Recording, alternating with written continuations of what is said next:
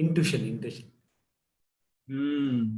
Intuition, right? Wow, that's great. Thank you so much. Okay, so until I ask this question, and I request everyone to come on video more or unmute and talk about this and share your insight about this particular thing. And until then, you'll not interact with us, with our facilitator, with our speaker today. So he just messaged me that, okay, make sure everyone is talking, then only he will come. So he See, we are all expecting for his or her kind arrival, and let us talk like anything today. No, Thanks for on a lighter note, I would just like to say my superpower is that I can fly. Yeah, really nice. Really, that's really nice. That's really nice. It's not so easy. True. To be honest with you, it requires lots of courage. And even people are not able to jump. See, they are not able to dive down. And along with you, you will have to take another 300 people. That's a great Yes, sir. There lies your greatness. Yes. That requires lots of courage. With great power comes great responsibility. Yeah. And Rahil is a Superman. No. I am a common man who wants to be a Superman. Superman. Wow. Awesome. That's great. So we have Rohit Raj, Manjulachi. Manjulachi, please come on the video more. So I'm really looking forward to see the new virtual background. You always Hey Rohit, good to see you. Not yet. I have to turn my video on. No problem. Hi Parvati, Vijayan. Okay, so I think Shekhar Vijayan's mom is Parvati, or yeah. So we have our speaker. We have Sujata. We have Kirtika. Hi Kirtika, good to see you. So I would encourage everyone to come on video. Hi, thank you. How are you? Right. Thank you. So it's 7:06 and it's a good time to start our session. And yes, we have someone special today.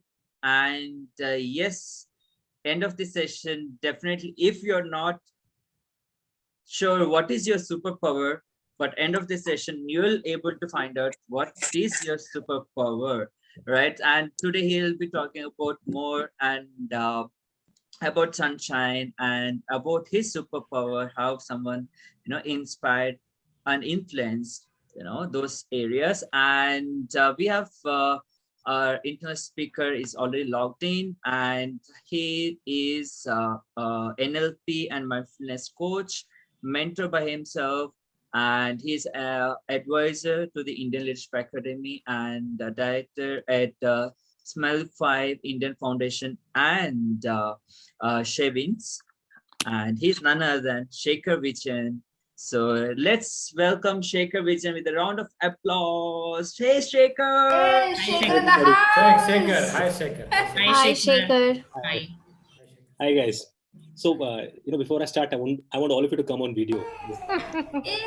It's fun to be on video, and very happy New Year to all of you. 2022. Thank you, and wish you the same. Hope it is as unpredictable as the blazer I'm wearing and as a shirt I'm wearing. My wife said this is the bad choice. I said, but I'll carry it off. So yeah, if everybody could come on video, we'll start in the next few seconds, and we'll have a fun time. I can assure you that. Great. Thanks, Lohit. Thanks for the intro. Lohit, I can't see your ponytail though. That is also a fashion statement, buddy. Yeah. If everybody's on video. Okay, Anish saying I would be driving. Superb, Anish. Just make sure your neighbors can also hear you, because this is going to be a fun session. I want to make sure we make it very interactive. We're going to have a lot of activities along the way, and we're going to open up as much as we can. That's the entire idea. All right. Okay. So like Lohit said, yes, I make the most of what I have. That's what I would say. I do a lot of things under the ambit of entertainment. That's what my dog believes. I'm talking about my dog because my dog's name is Sunshine, and that's the topic today, right? I was thinking, the last few years, 21, 22 has been the same according to me. We've just been copying and pasting those messages here New Year wishes. Everybody does it. The status message just change in 21 and 22. And the only one who's getting all those messages, I think, is COVID-19. COVID has come up with new variants every year. Is saal, it's like this new Omicron or Omicron. Yeah. So, and every country's now got their own version of COVID. So it's like a World Cup at the end of the year, and where they will all fight it out saying that survival of the fittest or survival of the most COVID cases. But on a more serious note, I think we've all seen death up close and personal in 2021, with many of our family members also passing away because of COVID. And it has also taught us a lot of lessons, I believe, along the way, which is that superpower which I'm going to talk about today. And so, like I told you, I have a dog.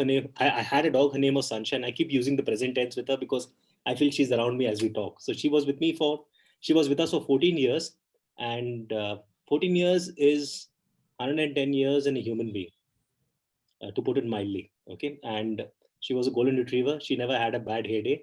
Both of us were competing in terms of who had longer hair, but I think she survived that because she had longer hair than me, and she had a very infectious. She had a very infectious smile, of course, enthusiasm more than anything else. But what I also liked about her was the fact that, I don't know, I think with animals, when you spend a lot of time with them, they make you live in the present, not the past or the future, which is such an important skill, with the situation we're dealing with right now. Because some days are going to be good, some days are going to be bad, some days are going to be really bad. I can assure you that. It's not a perfect life which we all are dealing with right now.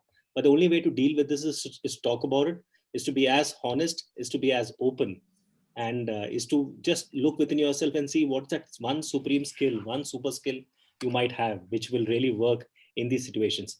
So for me, what I learned from my dog, and I'm also writing a book on her, which is also going to be a superhero story, which is going to be picked up one of the OTT giants, is the fact that how important is kindness in today's day and age.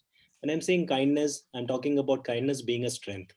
Kindness for a long time has been an intangible attribute which everybody has. But can it become like a sure shot strength? Can kindness be a strength in terms of how you look at life, how you look at things from others' perspective? During these COVID times, we have all been a part of various WhatsApp groups, various Telegram groups where people have fallen short of oxygen. We've all come in together and done a bit, much more than the politicians, much more than our leaders, much more than anyone around us. It just shows the collective strength of what we are capable of, right? The reason I'm talking about superheroes or superheroines around us is the fact that you look at movies around you.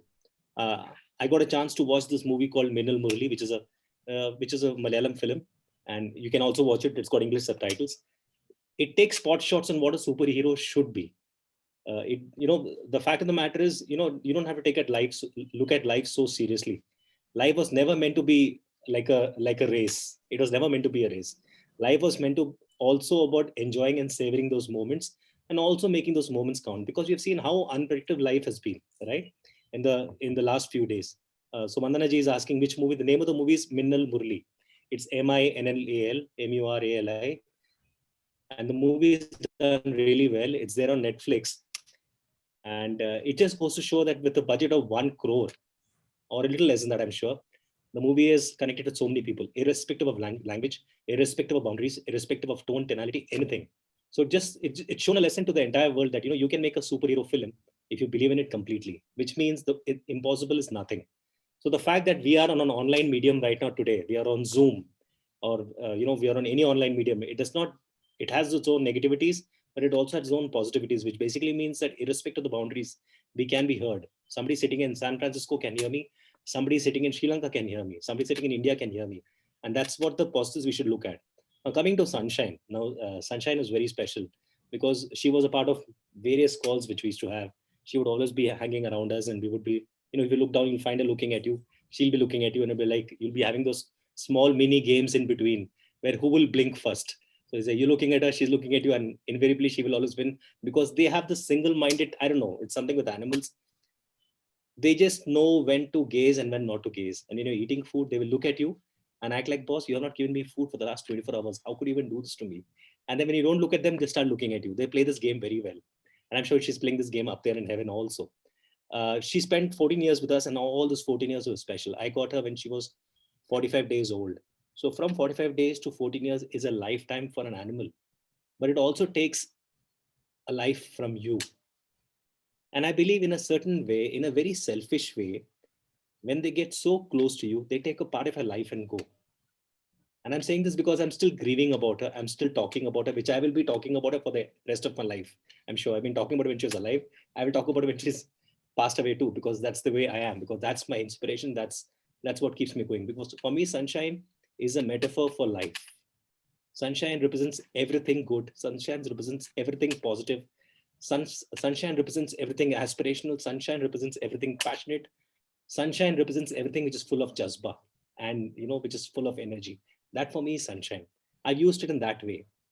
And for me, the way I look at life is the power which she had, the power of just spreading love without any inhibitions, trusting you completely with their life. I think that trust is special. And that comes to the first super skill which we all should have, I feel. In today's day and age, it's very, very important to trust people around you, to trust the situation around you. The problem is arguments happen or failure happens because you don't trust things around you. You don't trust the situation around you. And that's where everything falls, everything breaks. I'm being as open, I'm being as honest, I'm being as vulnerable with all of you. But I see a lot of leaders out there. I see a lot of people out there which don't put out the best picture of themselves out there on social media for whatsoever reason, right?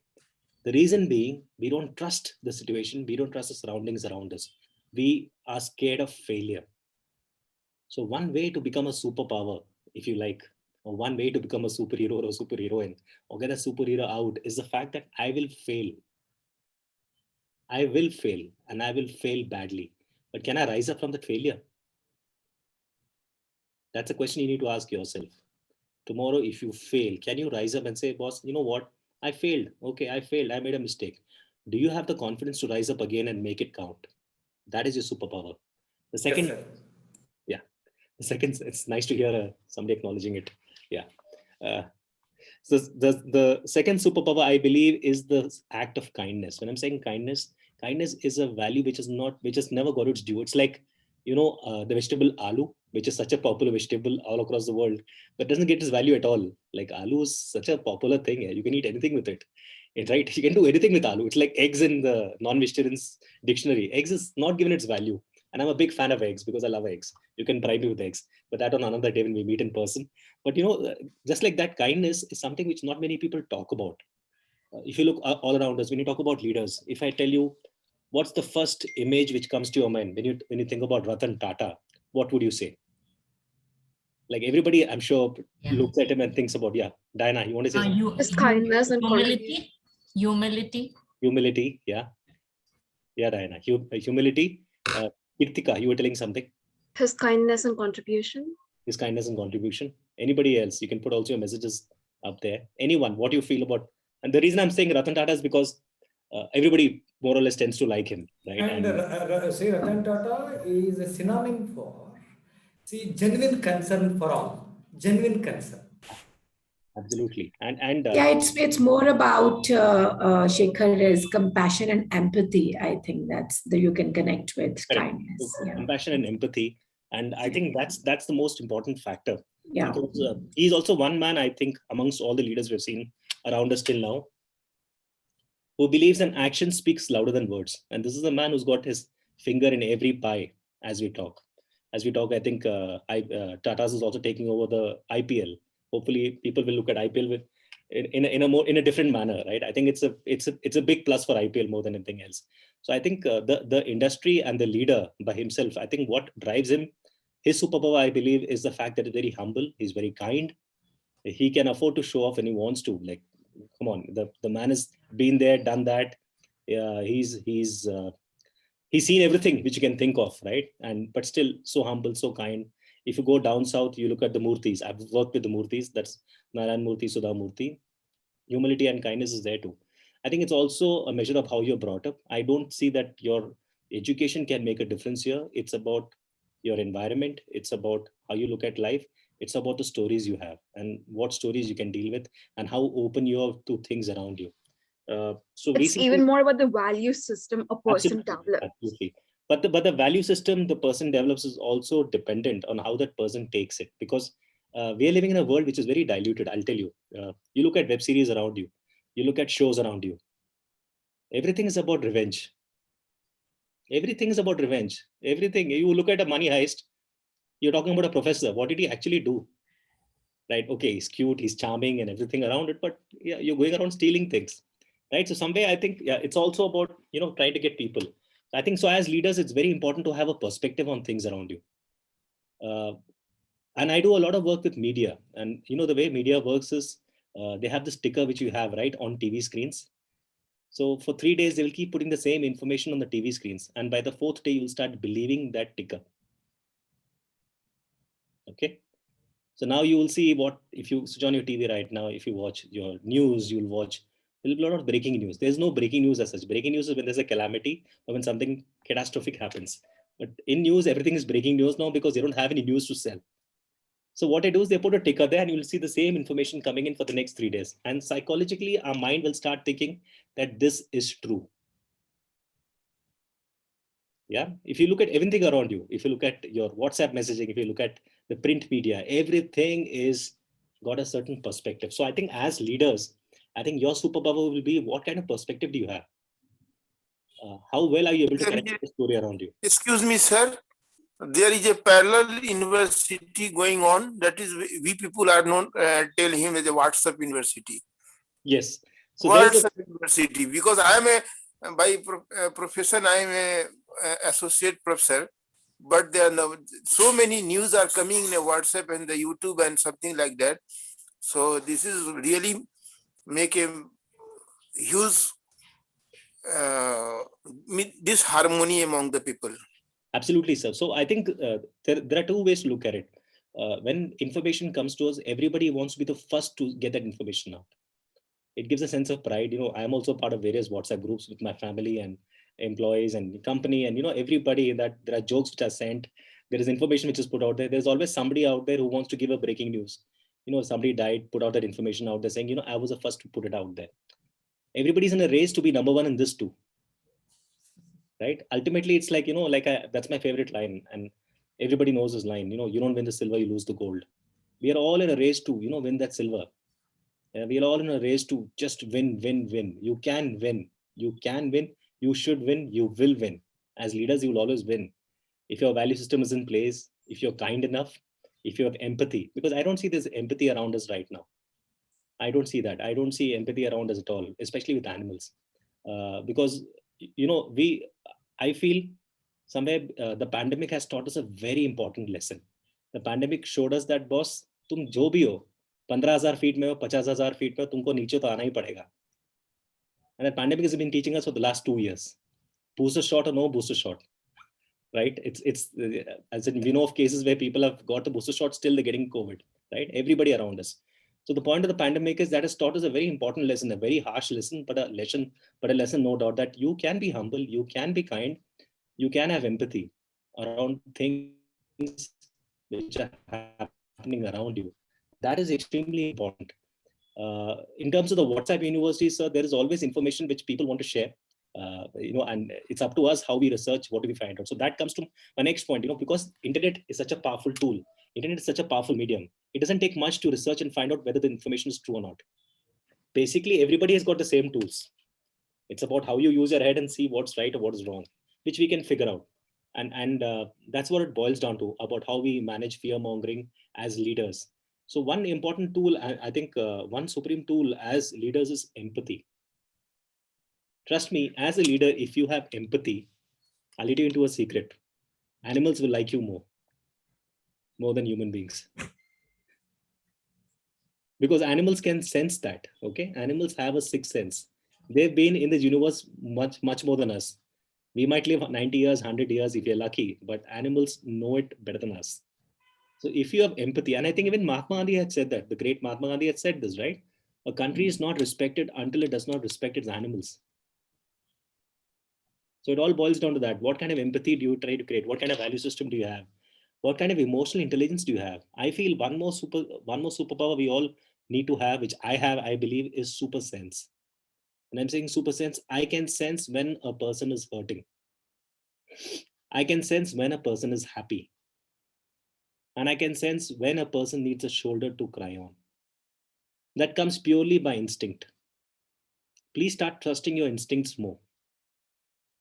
Trust your instincts. There's a reason why we got instincts in life, right? Trust your instincts. There's nothing wrong. You might go right, you might go wrong, but there's nothing wrong in giving it a shot. Sir, can you please explain with some relevant example? Try So to when go I'm for saying, a sir, yes, when I'm saying instinct, I'll give you an example, sir. please. Recently I'd been to Goa for a show.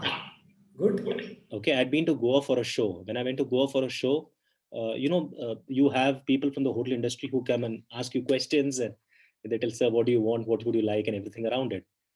I have noticed that there's a certain instinct you need to have when you are asking those questions in terms of every industry around us is going through a turmoil, is going through a churn, right?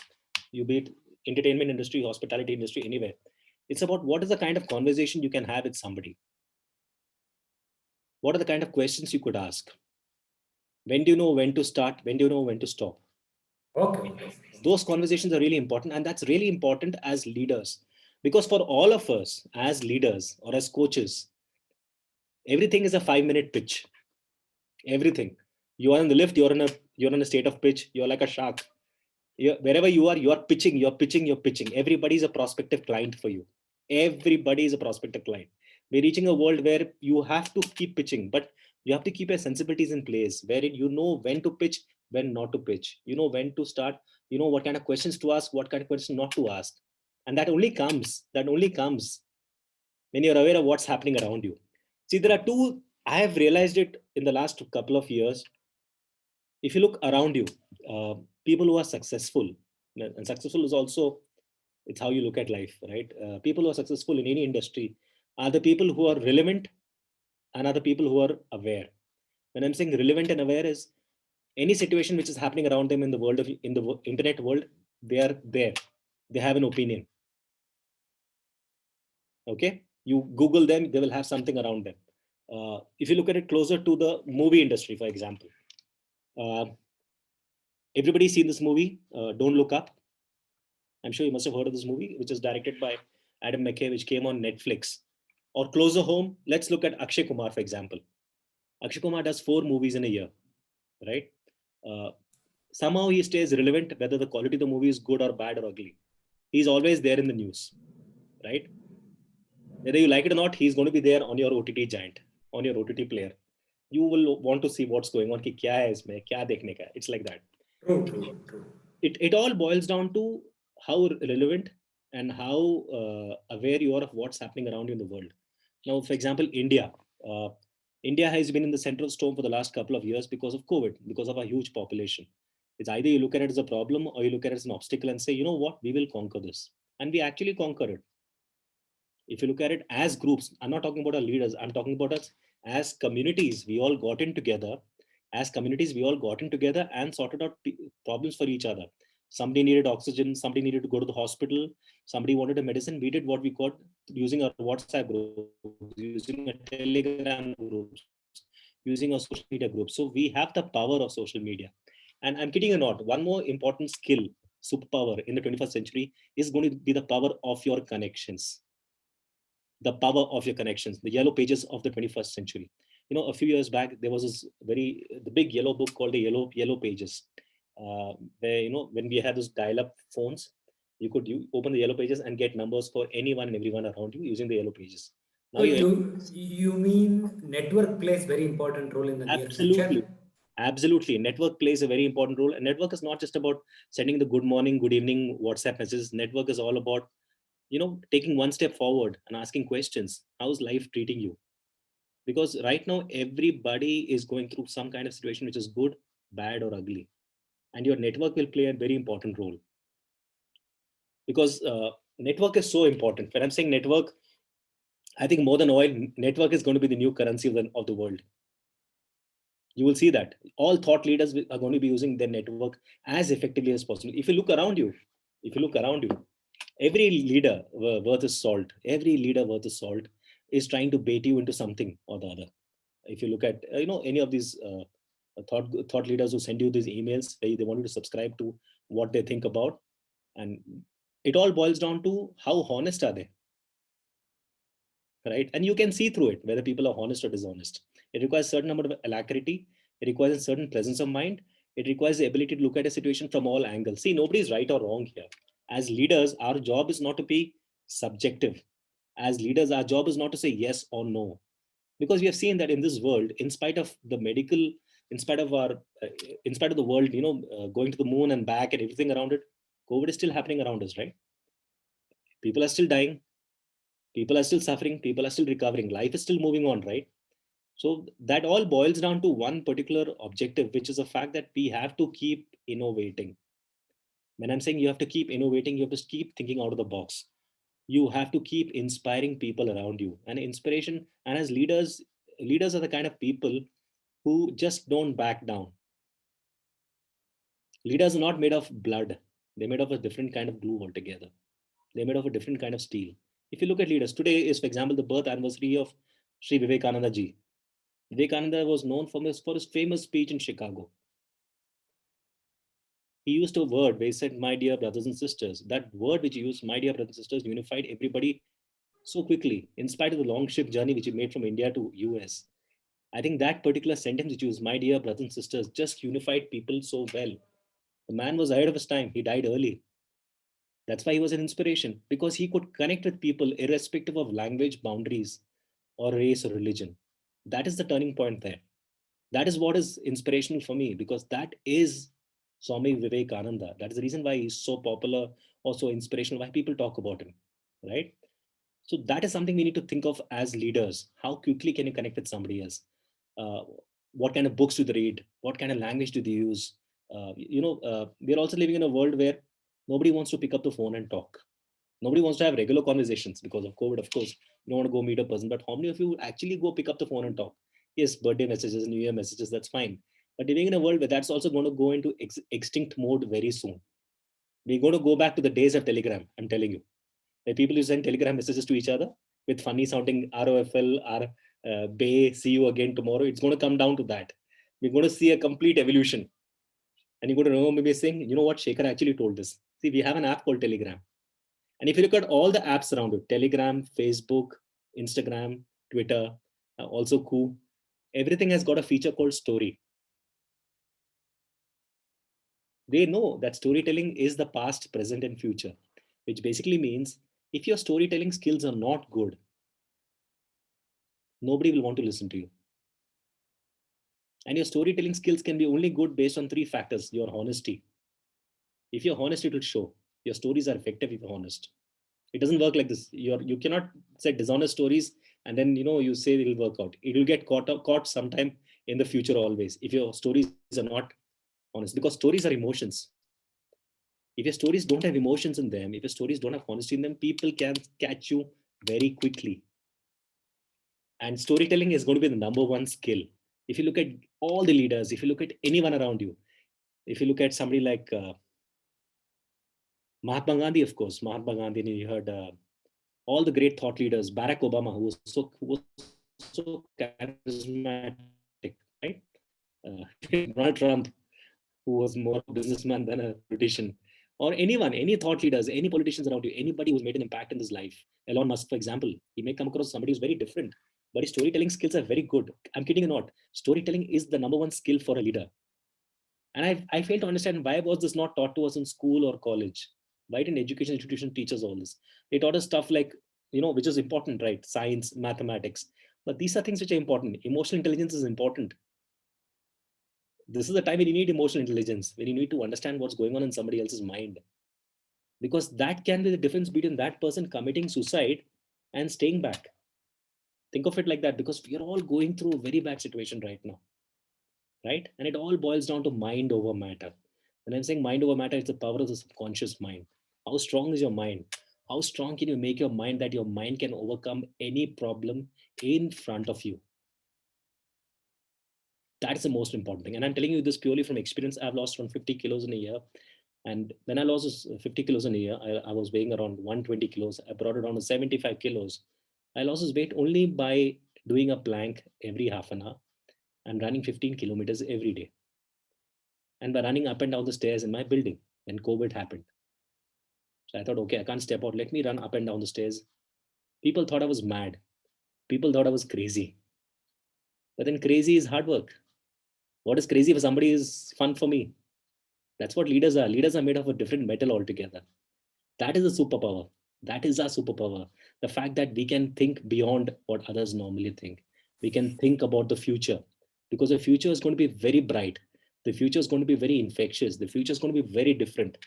The future is going to be all about emotional intelligence. The future is going to be all about thought leaders who think about others other than themselves. Yes, you want to make money. Yes, you want to win. We all want to win. We can all win together.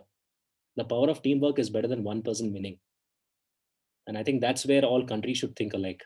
I feel that's where all communities should think alike. That's where we all can get together and make it possible. I believe one for all for one. And I've learned all this from my dog in a strange way, in a very surreal way. And I'm bringing it back to Sunshine because she's got a very good name though, Sunshine. It represents everything what is positive in life. So Sunshine, somewhere, when she represented for me about how life is meant to be led. She lived 15 years, 14 years with us.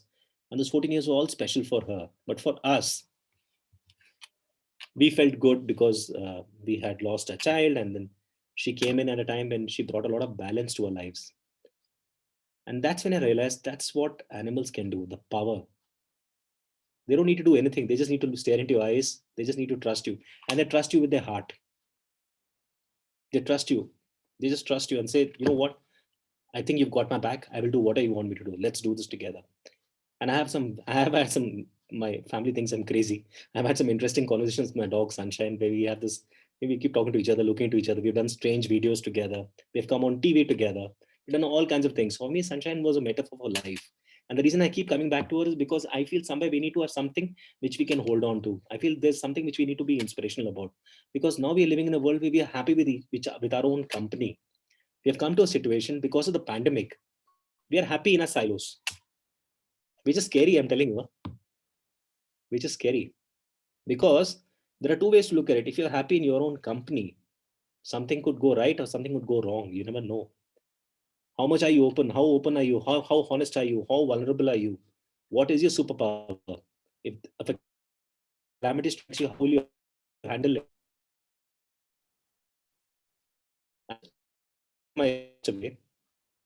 That there is no premium on grief. There is no premium on grief. What is grief exactly? Grief is when somebody who passes away, you're grieving that person.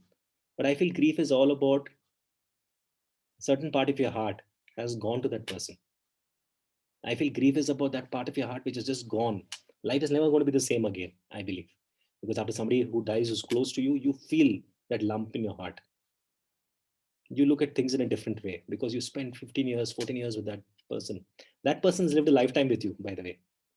And you always want your loved ones to spend as much time as you can with them. Or you want your loved ones to spend more time with you. That's how we are as human beings, right? We're very selfish in that way. So I think I think one superpower we all need to have is understanding our own strengths and understanding our weaknesses also.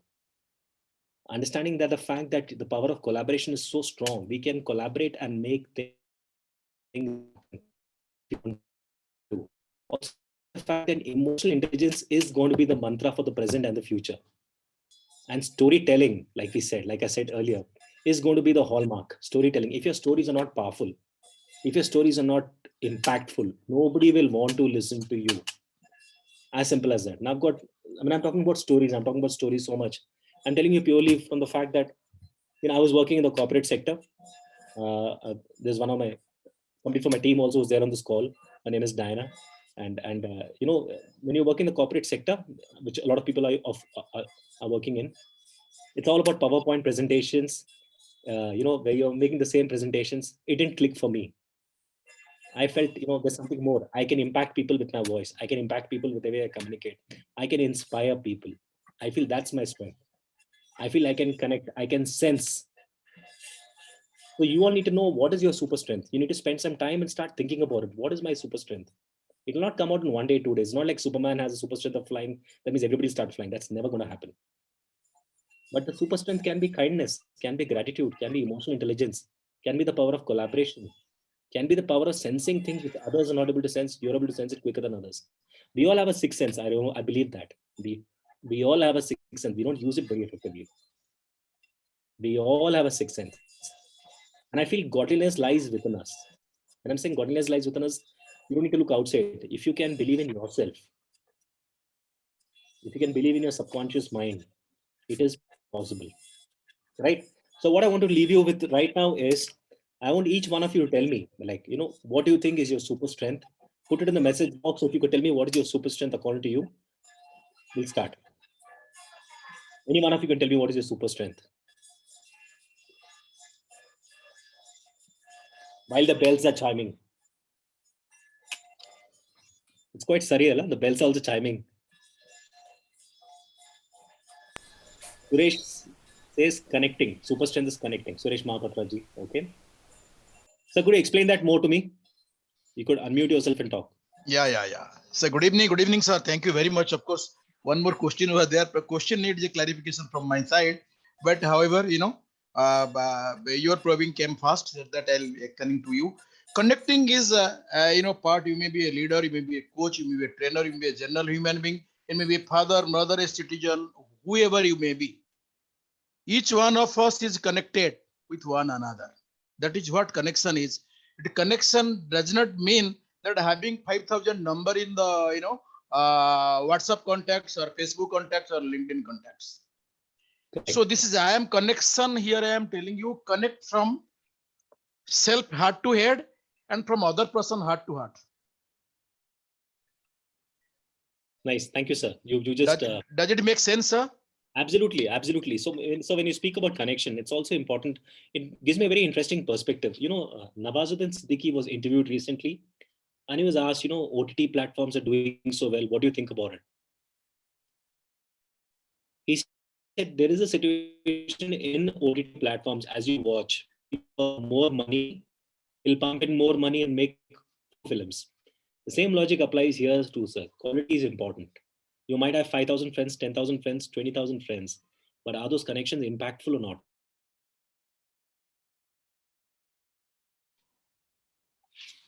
Kritika.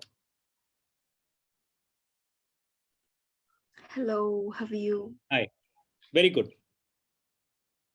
Yeah, you want to tell my superpower? Yeah. I feel for something me. to share. Yeah, tell me. Pardon? I think you had something to share, right, in terms of your superpower? Yeah, I have just put it in the chat box. For me, I feel that I'm so spontaneous in anything that I do. And more often, I'm much connective. No matter that I can go to a 5-year-old child or a 60-year-old man, I can just connect to people easily. And I can just drive with their emotions so well and understand. That's interesting. That's nice. I think that's a superpower because everybody wants to be connected right now. They will not say it, but everybody wants to be connected. And that feeling I guess each and every single time I can mold myself so easily according to the people and create a kind of comfort zone. That's nice. Along with the value system in place. Yeah. Thanks, Kirtika. Yeah. Diana, you got something to share?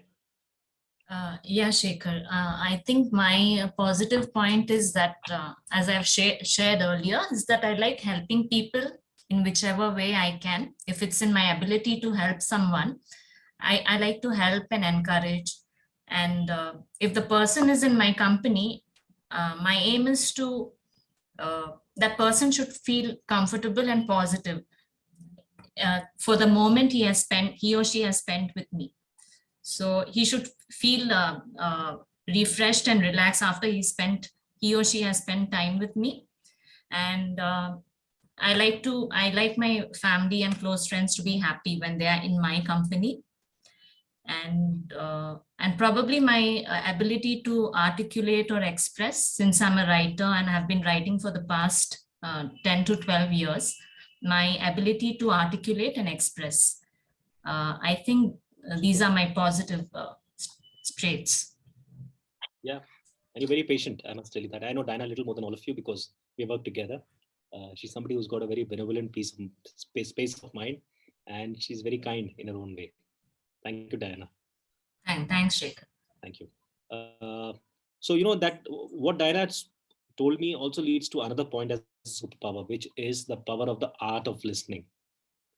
As leaders and as counselors, it's also about listening to those silences more than those long quotes. Yeah, observation and perception, and I think it's very different. What you observe and what you perceive around you, because when you observe, you can observe a lot of things around you. For me, for example, I'm also writer. I'm writing something as we talk, and I observation really helps you because you're able to observe and you're able to understand how it can work in your favor all the time. Somewhere I think it's also the art of listening, where you're able to know when to listen in and just keep quiet, because so many messages will come out when you just listen in. And so many things will just come out. For example, with my dog, I'm saying, when we lost our daughter, her name was Akira. When we came back home after the death, my daughter was a preterm child. So she died. She was with us for 108 days, and then she passed away. So usually when you come back home, and you obviously grieving because you've lost your child. And her name was Akira. Akira means, in Sanskrit, means graceful warrior. Also named after Akira Kurosawa, who's a very popular Japanese director. I think he's made 11 to 12 films, and all of 11 films were like different films. That's one reason why we named her Akira. And when we came back home, somehow Sunshine could sense it. They just come, sit next to you, don't bark, don't talk. They just lay their head on your lap. Somewhere those cues are so important that you realize that there is more to life than this. I think that, I believe, is art of listening. And I think we're coming to a situation where that's going to be really important. And those cues are going to be really important when you're on an online session. Like as counselors, you might be counseling somebody in a Zoom session.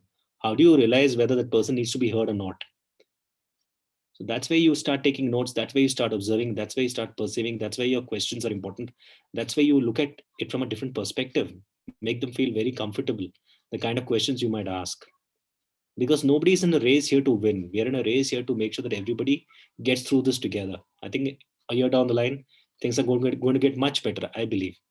It's that positivity which is important. It's about how you look at life, whether it's half full or half empty. Right? It's how you look at it. Life can throw you a lot of curveballs. Life can throw you anything you want. But personally, for me, if I fail today, I know I can get up tomorrow, take out all the dust, and come back strong again, because I've failed. And I know how to come back. I'm confident. That confidence is, the confidence is not about making loud statements. Confidence is whether you have that confidence in you that you can make things possible. Confidence is something which cannot be quantified. It's not like itana, itana, itana. It's not like that at all. Confidence is something which is deep within you. And it can only come with, I don't know whether it comes with experience, but it only comes with looking at life and, understanding life in its entirety. It can come with, traveling, asking questions, because no question is wrong. No question is wrong at all. If you are creative enough, you have to ask questions. If you don't ask questions, there is a problem. That means you think you know everything. No question is dull. No question is uninteresting. Every question is important. So those questions have to keep coming, and you have to ask questions to yourself if you really want to do well in wherever you are. It's not about making an action plan and saying, this is what I need to do to be successful. Because you've seen making an action plan doesn't work. COVID will come and tell you, boss, no action plan works with me. I'm something which you cannot even quantify, right? By the end of the year, we might have something else. We'll have more booster shots the way life is going on. But the point of the matter is you need to have a sense of humor around it. Now, I'll tell you something. When I had been to Goa, and I was doing a small comedy act there for the central government. And I saw billboards of Mamata Banerjee smiling. And I found that interesting. I was thinking in my head, Goa is such a cool, a comedian is all about punchlines and masala. I'll let you into a secret. So, you're always thinking of stories, how you can deliver this better. What is the kind of joke which would land? So I cracked this joke. I said, Goa is such a cool city. Goa is such a cool city that even Mamata Banerjee smiles at you from the billboards. Because I've never seen Mamata Banerjee smiling, even though she won elections in West Bengal. She's always got this angry look, like boss jeetna hai vagara. That joke made Nirmala Sitharaman laugh so much. I've never seen her laugh so much. I was like, wow, this is something which is very cool. You're making the finance minister of India laugh. So you must be really funny. And that has only happened earlier with me when I used to crack these jokes with my dog. And I felt my dog would also be laughing at my jokes. So, that's how it is. You need to not take life too seriously. but you need to have a sense of confidence of things which are happening around you and be aware of the situation around you, because everything, like what you see around you, elections if it's happening, life, how is life treating you, how is the media looking at things. Don't get influenced by, yes, it's very easy to say that, but our life starts with the WhatsApp good morning messages and goes on to late evening when you have those WhatsApp messages, and there's so much information which comes in there, rumors, hate mongering, all that stuff is there. You need to know when to start and when to stop. You need to know when to switch on and switch off. It's all right to not look at WhatsApp. It's all right to not just get on social media and put out something out there. It's more important that you spend time with yourself. Otherwise, we are staring at a situation where we are at the edge of a cliff and we're all going to fall down. It's going to happen sooner or later.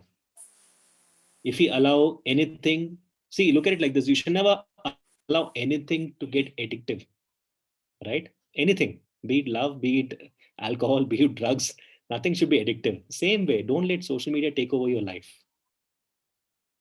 It has all become like, it becomes very competitive because somebody else has put something, you want to put in something, you want to be in the race. You can be in the race if you are very self-aware, if you're very relevant, if you're very confident.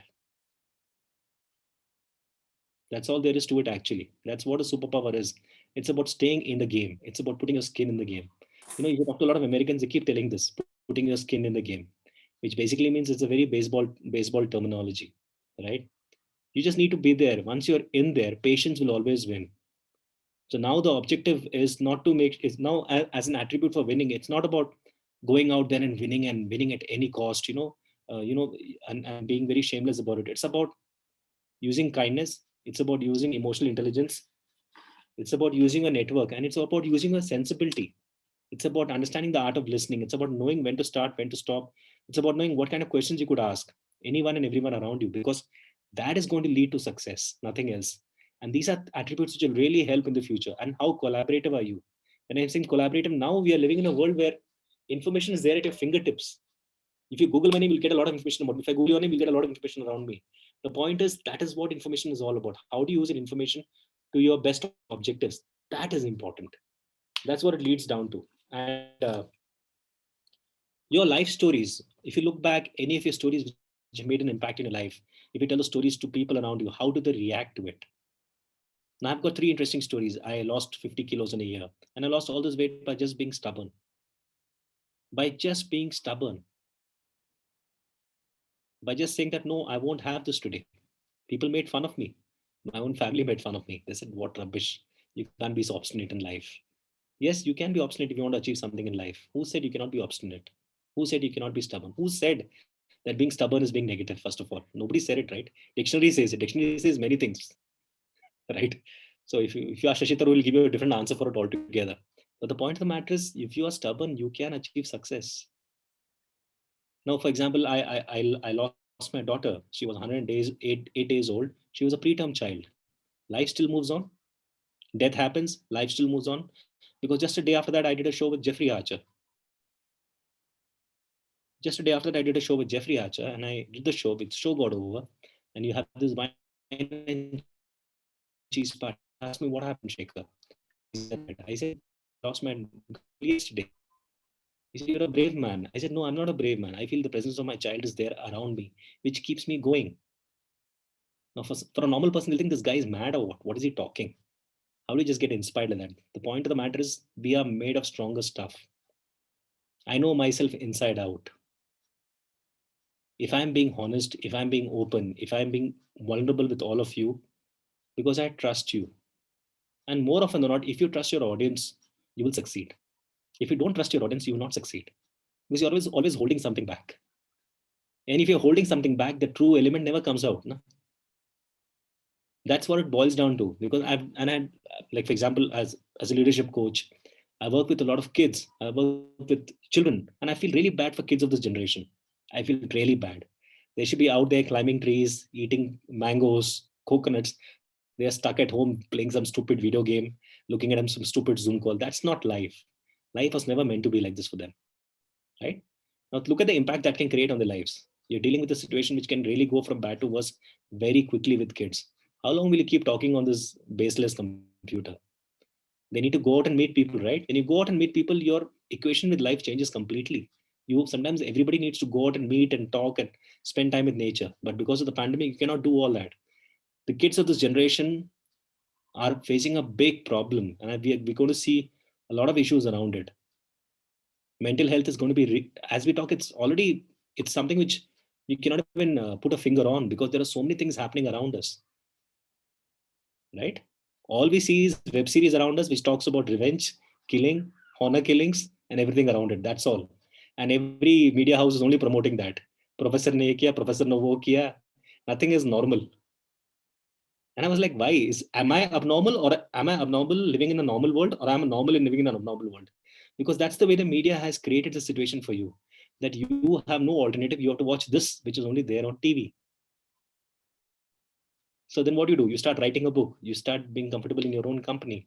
You start, spending time with nature. You start, spending time with your loved ones. It can be, somewhere I also believe using social media is very useful when you want to connect with your loved ones. If you have a loved one staying in different parts of the world, you connect with them on a Zoom call. You talk to them if they're in different parts of the world. And you know what? Let's make a plan to meet by the end of this year. We made that plan last year. This year too, we're still making a plan, because COVID played party pooper and said, boss, I will not allow you to make this plan. So what's your alternative then? You just got to hang in there. And that's when patience is going to be the biggest super strength. Patience, when I'm saying patience, is about how well do you handle life? How well do you look at life and say, you know what, I've got this. I will handle it. And it's something where you just listen in and you use the power of silence. And I think that's very important, where you know yourself inside out. I also made a trip to this place called Mount Kailash, Manslaughter Lake, a few years back. This is in a place called China-occupied Tibet. And I think it's one of the most beautiful places on planet Earth. I made this trip because my in-laws wanted to go there. And this was I thought it would be an adventurous trip for me, but I was sadly mistaken. Because once you go there, you're on a trip of a different kind, because they don't speak English. They don't speak Chinese because they're Tibetans. And the Chinese guys don't talk to you because you're Indians and you're stuck in no man's land. But the place is beautiful. That's when you realize you have to trust nature more. You have to trust the surroundings around you more. That's when leadership really comes into picture, because there was a situation on the second day. We were in this place called the highest point of Mount Kailash, which is around 18,000 feet. And your oxygen levels are not there at all. You're walking like an infant with 4 layers of clothing. And that's when I started wearing a mask 2 years back. So supposedly I saw the future that time itself. But on a serious note, because you're wearing a mask there because of the altitude and people around you. Now, when I started walking, I realized that, I'm the only one who's walking. There's nobody in front of me. There's nobody behind me. And if I have to ask you to visualize this, it's almost like you are in heaven, because Mount Kailash is so beautiful, so rugged, so charming, and so stark in terms of vegetation. There's nothing around there. And when you reach that place, you realize, my God, this is so beautiful. And that's when your mind starts playing tricks and you say, okay, let me try this. Let me just walk all alone and see what happens. I tried doing that. I said, I'll spend time with nature. And, nobody was there in front of me. Nobody was there behind me. Suddenly, all I could see was the clouds and the mountains. And that's when nature starts playing tricks with you. And you realize, boss, I'm just a tiny speck in this universe here. अगर मुझे आज कुछ हो गया तो कुछ होने वाला नहीं. And before end trip, you're supposed to sign a letter which says that if something happens to you, we're not responsible for your death. That means you're so confident that you're going to die there. And this is signed by the Red Cross, by the way, because supposedly Mount Kailash is supposed to be the final destination on planet Earth. And the people who travel are people in the 70s or 80s. But it's so strange when you go to a place like this. People eat idli, vada, sambar. There, you don't get all that at all. And still people are surviving. People are still making that 52-kilometer trek around the mountain on the horseback. I decided I won't trust the animal. I trusted myself. I said, let me see how far I can walk. So the second day, I had this 18-kilometer trek, which I did, which is very tough. And suddenly one fine, so I asked the Sherpa there, what happens if I get tired? He said, if you see a rock, just sit on the rock. I was like, what rubbish is he telling? What rock will I see in Mount Kailash, Manslaughter Lake? So I started walking, and after a few kilometers, I was really tired, dead tired. 4 layers of clothing, it's not easy. The altitude is really high. And I found a rock. I sat on the rock and I counted 20 to 1 because that's what the Sherpa told me. And after counting 20 to 1, when I came down to 10, I just blacked out. A person there gave me a bottle of water. And there was a butterfly with me throughout the journey after that. Before I could thank that person disappeared. Now, when I came down to the barracks, everybody was clapping for me because they thought I was dead. How did he come back alive? And that moment, I realized, till then you think you're cat's whiskers and you think you've arrived and you're in a cool place and you feel cool. That brings you down to earth very quickly, because I felt that, my God, this is so beautiful. And just after that, we went to this place called Manslaughter Lake, where supposedly they say the gods take bath there. The gods take bath, and it's been proven. The stars actually come down, and it's so cool. If you read about Manslaughter Lake, we had to go there and take bath there, for example, or do something there. And nobody was willing to come with me, so I went all alone. And by the time I reached that lake, I started crying. Crying because I was sad. I was crying because I was happy. And that moment, I realized this could be like how Lord Buddha would have thought about life. Michael Schumacher thinks when driving the car. This could be like how Sachin Tendulkar is when he's playing cricket. When all he sees the ball, when all he sees the destination around him, and nothing else matters. The 20 minutes when I cried were the most beautiful moments of my life. And the reason I'm telling you this is because it's so fresh and so reminiscent in my mind. I cried for 20 minutes. And after 20 minutes, I back to normal, and you start cribbing about going back to India, and you feel really bad. But those 20 minutes were the best moments of my life. If I have to ask you this, what were the best moments of your life which keeps you going? What would that be?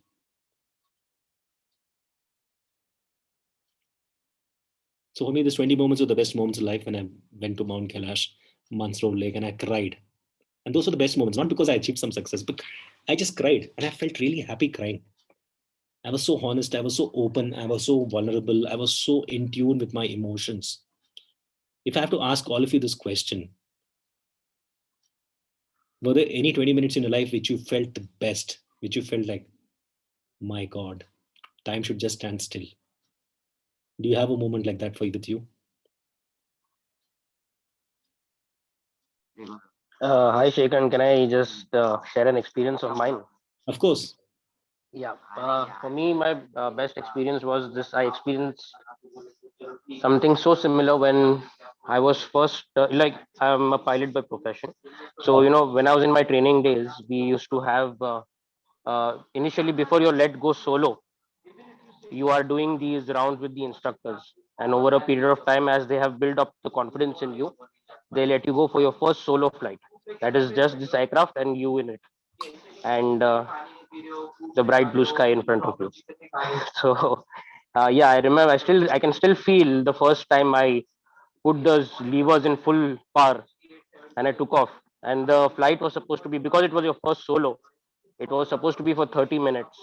And those were the best 30 minutes of my life, because here I was in total command of this aircraft, and I had the sky in front of me, and it was just the sound of the engine and the vibrations of that aircraft and you in it. It was liberating. So the flight was supposed to be for 20 minutes, and I remember I was reprimanded because I asked for re-entry late and I landed 20 minutes later. So I took a good 40 minutes, 20 minutes over, and but I don't regret it. I mean, that flight on that day, I thought that time should stop still, because I was cruising in an altitude where there was a layer of cloud beneath me, and it was mesmerizing. So that was one experience I would like to just share with everyone. Rahil, you're almost talking like you are in the flight even now. Actually, I just came up a flight of stairs. So, yeah. That's nice, Rahil. Thank you so much. You literally took us on top of the world and back.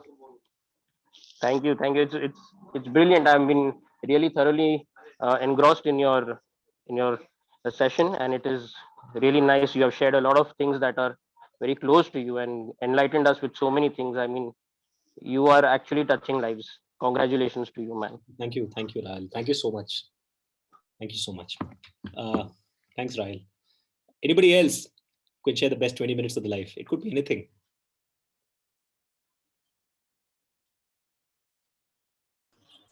Hello, sir. I'm Samant here. Hey, Samant, how are you? I'm great, sir. So the best 20 minutes of my life was when I reached the peak of Zongwe in Sikkim. So we had trekked for 3 days, and at the peak, the Zongwe peak, we could see the Mount Kanchenjunga, Okay. the range. It was really good. How did you feel at that point of time? When you okay, so Sampath, I have to ask you this question. Did you enjoy the journey? Did you enjoy the destination, or did you enjoy the company? So I enjoyed the destination. Okay. And the happiness which I got when I reached the peak was really something good. Superb. Sampath. And I'm just trying to picturize, I'm just trying to visualize what you must have gone through at that point of time. But I think there's something about nature and something about it actually brings us down to earth in more ways than one, right? We realize that you're just a tiny speck in the middle of the universe, and it makes it even more special, I believe, right? Oh, I'm Deepa. I would like to share. Hi, I Deepa. think it has got something to do with altitude, because we all have shared the top peak, near the sky, the clouds. Same when I go to Vaishno Devi, when I reach the peak, it is something which I'm lost. I don't know where I am. I'm not there. That feeling is so different. So I think something has got to do with the altitude and the height, where you reach and you realize you are nothing. You're just nobody. You're just nobody. That's right. And Deepa, I have to tell you this, I have made around 20 trips to Vaishno Devi, because when we were staying in Delhi, everybody used to come from down south, had to go to Vaishno Devi. We used to take them there.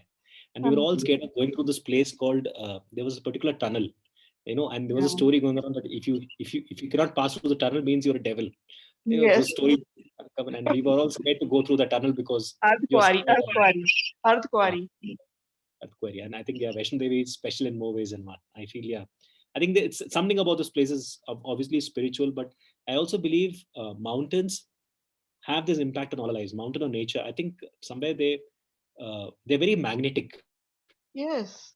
Those They give you different energy. positive. The energy is different, totally different. You cannot understand how come you are that, which you realize you come to know another part of yourself. You never knew this part of you. It's that when you reach there, you rediscover Absolutely. yourself. So I think you rediscover yourself, and I think I would recommend every leader to go through that.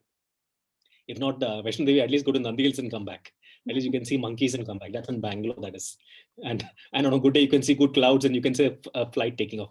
Actually, Nandi Hills in Bangalore is quite series, that is. But it's quite a place to be in. Diana, do you have anything to share?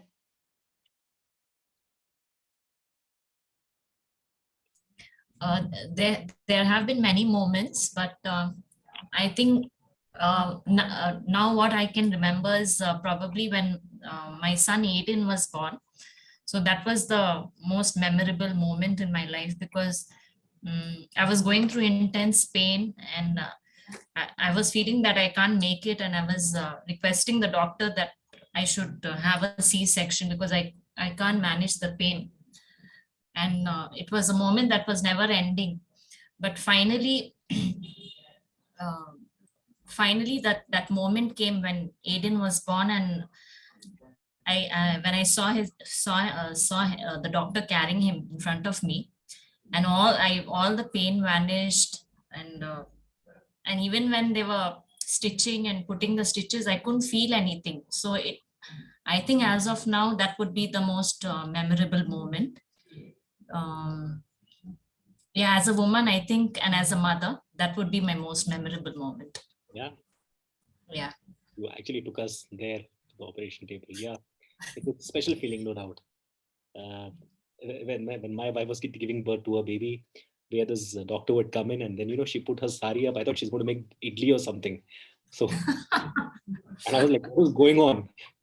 But obviously she knew her stuff, and it's a very popular doctor, and she says, okay, let's get on with it. So the doctor came in, and the other doctors were there handling everything, and she came in for the last bit, for just to make sure things happen. There's a nurse who's holding on to my wife. Come on, push, and I'm also holding on to her. this. And she's looking at me, boss, you only take me to push. I'm the one who's doing all the hard work here. So I won't talk much. I'll just let them do what they're doing. But yeah, I think it's a very surreal experience, which you said, and it's close to God, I believe. I feel. And from a woman's perspective, it's a different experience, and I think you would understand it because you've been a part of that. Yeah. And correct. Absolutely. The pain is unbearable, but after the child is born, you forget everything. And yeah, it's a different experience. That was my memorable experience. And the next time your son complains, please tell him about this thing that, I went through a lot of pain to get you out. So don't even think about complaining at all. Yeah, but so this brings to a very interesting point, which says that we are living in a world where intelligence quotient was when it started, like the industrial revolution. We're going on to the emotional quotient, and now we are moving on to a phase which is known as the spiritual quotient. And I think spiritual quotient is not about religion, actually. It's about what drives you. What is your core? What is your core set of values, like Kritika was talking about, right? What drives you? What keeps you in the game? So from intelligence quotient, we have moved on to emotional quotient. We move on to spiritual quotient. Your spiritual quotient is going to be the number one factor right now as we talk. And I feel there's going to be an occupation in the future. There's going to be a position in the future, not for leaders, but for emotional scientists. There's a science to emotions also, right? You will have emotional scientists in the future. You will have that situation which will come up very soon, where where people will talk about their emotions, where your emotions are going to be at play. And if you can sense emotions quicker than others, you are a winner. And see, we all have worked in companies. We all have worked in, worked with leaders. We all leave the job not because of the salary. We all leave the job not because of the company. We all leave the job because of our leaders, because of the culture. The culture is created by the leaders. So whether you like it or not, it's a culture which you create. Now, for example, I am creating a culture here which is very open, where you can come in and talk and express yourself. We had a pilot talking about, his best 20 minutes of his life, to Diana talking about, the most special moment in life when she gave birth to a child, to ma'am talking about Vaishno Devi trip. So I'm trying to create a culture of honesty, openness, and being vulnerable. Listen. How many leaders can do that? Most of the people leave the job because of leaders. Most of the people leave the job because any not about the money. It's never about the money. It's about the leaders and it's about the culture. And I believe leaders and culture are linked with each other. What do you people think? If the culture is not strong, the leader will obviously fail. But the leader is a person who actions it out, who activates it. That culture is so important. So one more important thing as a super skill for all of you, for all of us, is what kind of culture are you trying to create? Are you trying to create a culture of collaboration, or are you trying to create a culture of one against one? Are you trying to create a culture of Squid Games, or are you trying to create a culture of a World War? Yeah. Are you trying to you look at anything? If I'm trying to quote some web series, but nothing comes to my mind actually, because everything is about revenge, everything is about war, everything is about just fighting it out and winning. Nobody wants to talk about what does it take to win. Nobody wants to talk about how do you create a culture. Culture is the most important. You look at countries which have been successful post the World War, right? We're talking about the war. We've seen 2 world wars happening, and what we're seeing is now a biological war. Post the World War, Japan had failed miserably. But Japan has come back strong, and Japan as a country is very earthquake prone, right? But what is it about Japan that makes people go to Japan? It's the culture, that sense of discipline, that sense of familyness, that sense of longing, that sense of connection. That is culture. So that as leaders, I think that culture is really important. If you're not able to create that culture, employees will leave the job very quickly. Whatever you do, you may be the smoothest talker in town. But if you don't create a culture of honesty where people can come in and talk to you and say, you know what, Shekhar, I had a wonderful time working with you. This is what I feel. This is what I feel. This is what is right. This is what is wrong. When you are successful, where people can be open with you, because there are leaders everywhere around us, and that's what life is about. Life teaches you a lot, and there are leaders in every situation. It's about whether you can stand up and deliver. And don't ever underestimate yourself. Even if you fail 20 times in the next 1 month, even if you have the worst landing in town, even if your joke fall flat. In my first comedy show, which I did, my mom had come for the show, and I spoke for 30 minutes. That's harikiri for any comedian. You cannot create material for 30 minutes because 30 minutes is like creating material for 1.5 hours. Right? My first show was for a very popular ice cream brand, and my mom was only one who was clapping at my first joke, and one of my best friends. And then things changed completely. But my point is, I did not give up. I was obviously scared. Like, there's always a sense of nervousness when you're performing in front of an audience because you feel, are you funny enough or not? It's like you're going to a French restaurant, the waiter there is judging you right away. Yeah, the order karega kini types. What will you order? Will you just order soda lemon, fresh lime soda, or will you go beyond that? That's how it works. So ultimately, you've got to believe in yourself. You should never ever underestimate yourself. Nobody around you is your competition, okay? Nobody around you. Every country is going through the same. Every person is going through trouble. So everybody's on the same level. You are your own competition. Once you get that in your head that you are your own competition, once you get that in your head that you want to be the best version of yourself, every second, every minute, every hour, every month, every year, in every situation, you will succeed wholeheartedly. You can write this down. You are your own competition in every given situation. You're not comparing yourself to others. And that's what these apps do. They make you compare with each other. That's what schools do. That's what colleges do. They give you a ranking, right? I'm not saying it's right or wrong. I'm just saying what we study in school or college is not a precursor to what we're doing in our life. They don't teach us about storytelling. They don't talk about emotional intelligence. They don't talk about how you'll face life after death. No. What does it teach you? It teaches you all about how much you can score, what you can do, because that's our education. That's how it works. But it doesn't teach you that you can be the best version of yourself every single day, every single moment, every single second. And for that, you just have to believe in yourself. You just have to believe that you can do it. You need to respect yourself. Problem is we don't respect ourselves enough. We don't give ourselves enough credit. I'm not as good as the other person around me. I don't think I'm good enough.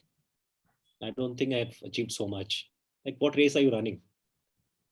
What are we running for? We are still going to be paying what we need to pay, right? We're still going to be doing something. It's about being happy and having a sense of calm and being ready for anything which comes, because life is going to throw you many curveballs. Life was never meant to be a bed of roses, by the way. If somebody has told you life is meant to be a bed of roses, please sue Hallmark right away. Hallmark gives you those picture postcards, right? It says life is supposed to be like this, life is supposed to be, it is never supposed to be a perfect rainbow. Life was never supposed to be a perfect. Life was always supposed to be hard. And if you look at history down the line, life has always been for those who have stood up for themselves. They are the people who have succeeded, not people who have done it on other terms. So it's very important to believe in yourself. It's very important to believe that you have the skill, you have the ability, that you can stand up when it's counted. And these are the moments which are really important, because we're at the fresh start of the year. Today is the 12th of December, 12th of Jan, right? This is the year when people make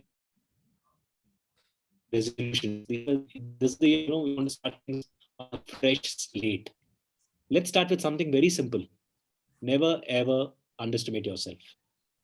Like Arnab Goswami said, never ever, never ever. There was this game which played out on TV, right? A long time back. Never ever underestimate yourself, because you need to be your own best friend. You need to be your own best friend. You need to know when to strike out, when to lie low, when to talk, when not to talk, when to confide, when not to confide. And that can only happen when you know yourself inside out.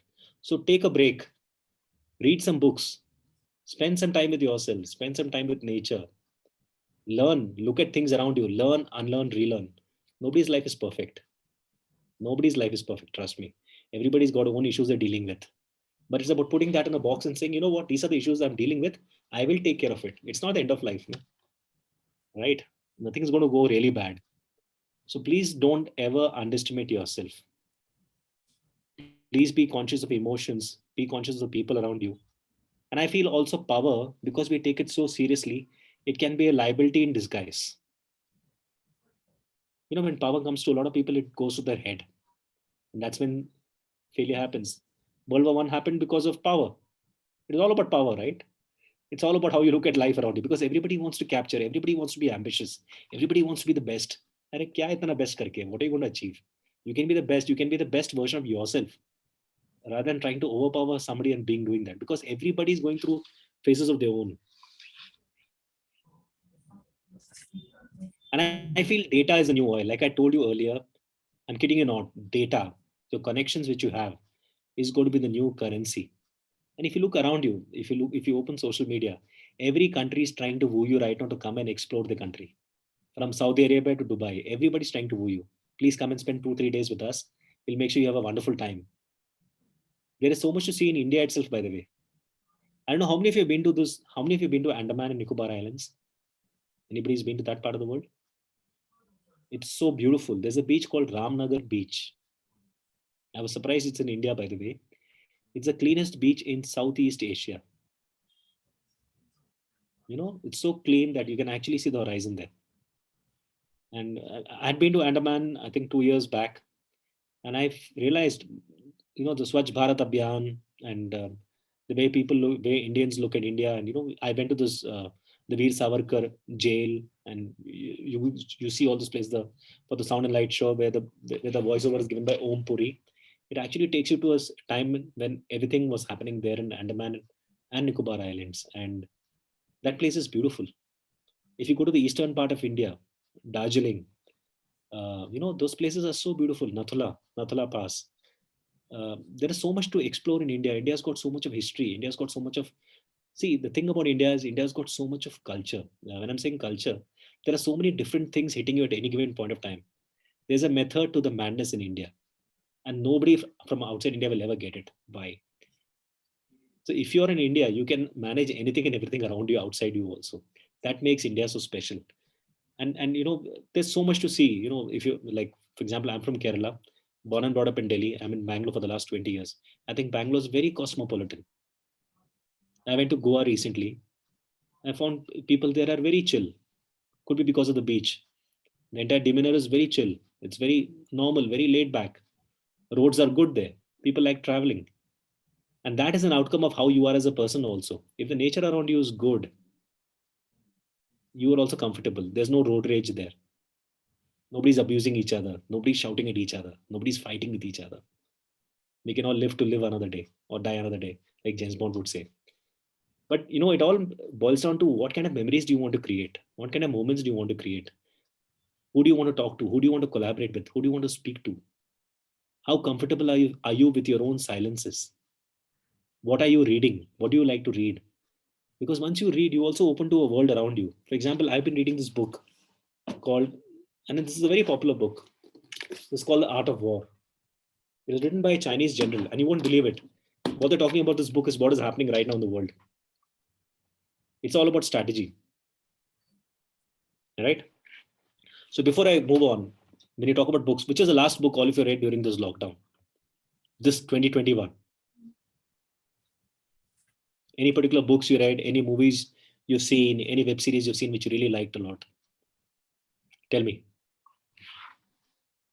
I read Ryan Holiday's Ego is the Enemy recently. Okay. Tell us a bit about that, Ashish. Yeah, I'll come in the video. Yeah. The book tells all about ego and the whole life we spend boosting our ego, and we do not give value to things, and we always take everything on our ego. So which someone suggests us, whatever, everybody, wherever from point A to point B we go, we come across people. If someone says to us, first thing which hits is our ego. We take everything. Everybody denies it. No, I don't have any ego and nothing else. But at some point we definitely have some amount of ego, every one of us. So the book tells about that only, how to deal with it and how to get rid of it. Ego it is, and being limitless. Thanks, Ashish. That's an interesting perspective. Thanks, Ashish. Yeah. Someone was talking about Jeffrey Archer. Someone, you want to tell us about Jeffrey Archer, the book you read? Samanth is around 16 to 17 years. He's old. He's a young boy. And Samanth? Ashish, yeah, that is Radhanagar Beach in Havelock Island. You're right. Vineet says Darjeeling, one of the places you should visit in India. Yeah. I was there in Port Blair for 2 years. So It's beautiful, isn't it? yeah, it is. It is beautiful. There's a certain sense of calm also there. And I was really surprised, the place is so beautiful. And these are places we've not seen in India at all.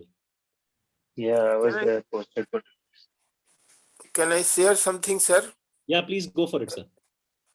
Yeah, during the second pandemic lockdown, I have written one book of myself, the secret formula of the success. It is the perspectives of the student, because they are so involved in the social media. How to set the goal, what is goal, how to avoid procrastination, and all. I got inspiration from one book written by Robin Sharma, that is the Greatness Guide. Yes. So okay. I keep the content very short and simple. I make the entire book in 45 different chapter. On in each and every chapter have 1 and 2 page only, and we focus only on a specific point. Then readers can go forward to the another chapter. So it is not very hazy or bulky like once I have started and finish it all. It is also available in Amazon platform, sir. Superb. Thank you, sir. Sir, if you could tell us the book once again, I will make sure that everybody here has a look at the book. And we can also use the power of 3, sir, which I will tell everybody later on. What is the power of 3? But I think it seems to be an interesting book, and we will go ahead and pick it up. Yeah. It is launched in virtual mode on 6th of January itself. Thank you, sir. Sir, I can say. Success. Sir, I watched the Jayalalitha biography in web series. How many times I watched, I don't know. Watching. I totally inspired. I totally changed my life. More confidence I get. Yeah, and you saw the Tamil version, I'm sure, right? No, Telugu. Telugu. Tamil, okay. Dubbed in Telugu. Correct. My regional language. Yeah. And I think Jayalalitha had a very checkered life. She had been through a lot, and I think she just came back from every failure in a very strong manner. She just showed us that failure can be stepping stone for success. And her interview with Simi Garewal was one of the best interviews which was ever there on social media. So if all of you get a chance, you should Google that, YouTube that interview of Jayalalitha with Simi Garewal. And what a confidence she is. What a confidence, iron lady. Yeah. Very confident, very iron. And she is also another interview where she had with another person who she blasted, and I'm forgetting his name now. He had a very typical way of asking questions. I'm not getting his name right now, but if you see that interview, you'll know that, because Jayalalitha, you could never suffer fools. She was a typical Piscean. She could never suffer fools, and she would give it back nicely. She was one of the few leaders. Everybody has got a different opinion about her, whether she was corrupt, whether she's not corrupt. If you go to the down south, they'll think she was a Robin Hood in more ways than one, because she used to help the poor out, but that's an impact she created. So like I said, we're living in a world where the line between good and evil is just graying out. You notice that now as we talk, kaun buraya, Ram or Ravan, kisi ko pata nahi. Everybody's the same now, especially the Mahabharata, or even if you look at the Ramayana, right? I think it's changed our entire perception of how we look at life, and it's going to change completely as we talk. Now on that note, now can I get everybody on video, please? I've got a small activity for you. Hopefully everybody's listening in. We know that. Everybody on video.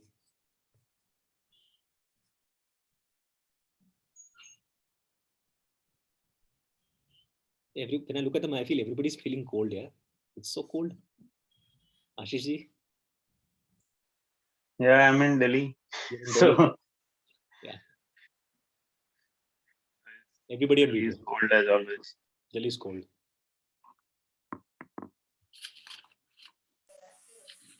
Okay, what I'm going to do is I'm going to ask you some options. Okay, you got to just do 1, 2, or 3. Okay. So, for example,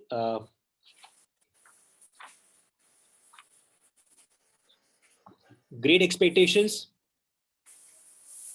Okay, or Wuthering Heights. Great Expectations or Wuthering Heights. These are two books. Which one do you like in this? Or you can like both. Great Expectations or Wuthering Heights. First one. Okay. Transformation or transactional leadership. Transformation or transactional leadership. Both. Yeah. All right. Responsibility or accountability. Accountability. Okay. You can also put your message in the message box. Controlling versus empowering. Empowering. Everybody. Yeah. A golden voice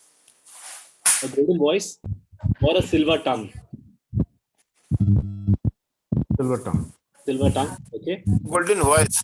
Golden voice. Okay. We've got a singer here. Know all the mysteries of the universe or know every outcome of the choice you make.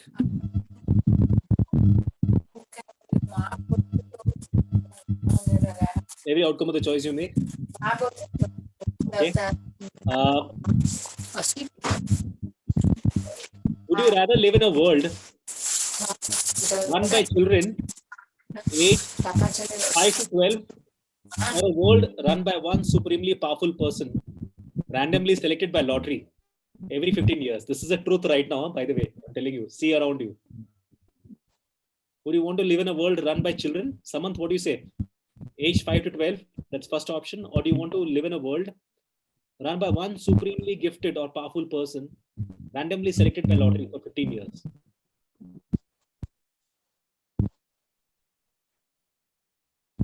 Everybody. Savita, ABC hai ye. Okay. Would you want everyone in this world to be kinder and more compassionate or just intelligent? That's emotional intelligence for you. Last but not the least, would you want to know the uncomfortable truth of the world or live in a comforting life? You can handle the truth?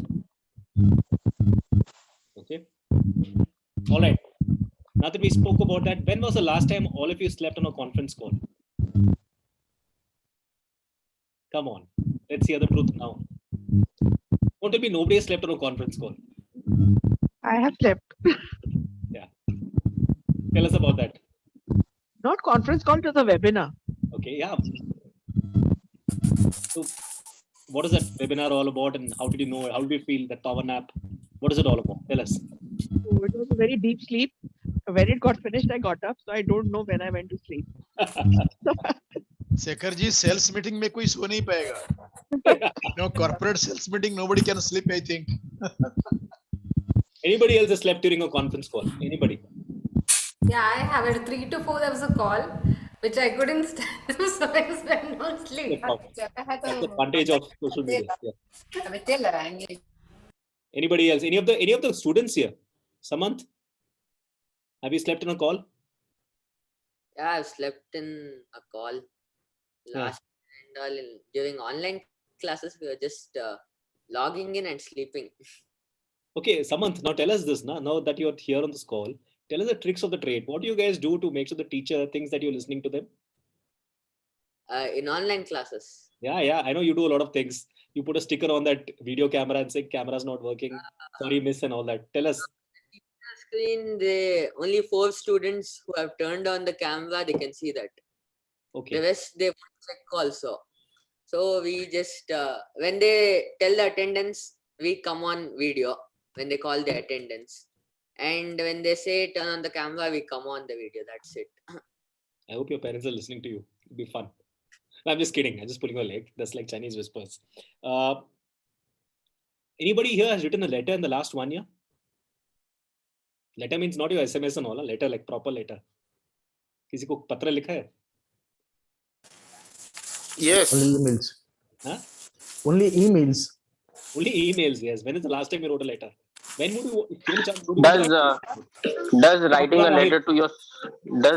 letter to yourself count? Of course, yeah. Yeah, then I've done that. Tell us what you wrote in that letter also.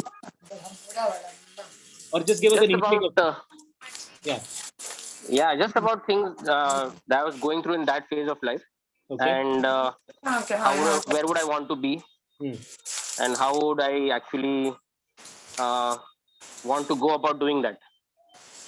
And did you write this letter when you were 15,000 feet above the sky? Well, Shakespeare once said that once you have got a taste of the sky, even when you walk the earth, your eyes are always rolled up. So even when I'm on ground, I'm always in the sky. If that answers your question. Absolutely. But but yes, I was somewhere there mentally, but spiritually, I was writing that letter to myself. Yes, so that is. Yeah. So that once I have done that last time, and I actually have been thinking that I should do that quite often. But because it's a very positive thing to do, to write a letter to yourself. Absolutely. I think it's self-affirmation. It also makes you feel and like some politicians write it and they call it the experiments of truth. So you can also say it's destiny, right? Exactly. Yeah.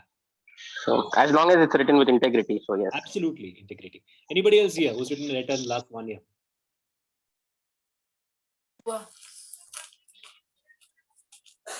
Are you talking about the official letter or? Sir office तो बाद में भी आ जाएगा, letter अपने लिए, अपने loved ones के लिए. ऑफिस तो कल भी आएगा, परसों भी आएगा, कल भी रहेगा. This is actually the official letter is a part and the parcel of my life because I am a teaching officer.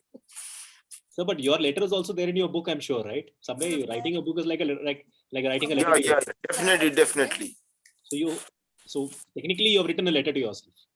Think of it like that. And two of the book already in a queue. It is going to be published by letters by March. Superb. So you're just showing us that age is just a number. My number, no? Age is yes, your number or any number. That's right. Okay. Thank you, sir. Thank you so much. Okay. Now that we spoke about letters, now we'll talk about anybody here has seen a movie which has really impacted them in the last 1 year? I'll start with the movie which I saw and I'll tell you. I saw the Office series, which is there on Netflix or Amazon. It's about this man called Michael Scott, who has an office in some part of America, and he's got these employees working with him. It's really funny. It makes you laugh your heart out. And another movie which I saw was Shawshank Redemption, which I would recommend all of you to watch, because Shawshank Redemption is all about hope, and it's all about survival. It's all about just going out there and winning. So in that way, has any one of you seen any movies which has impacted you in the last 1 year?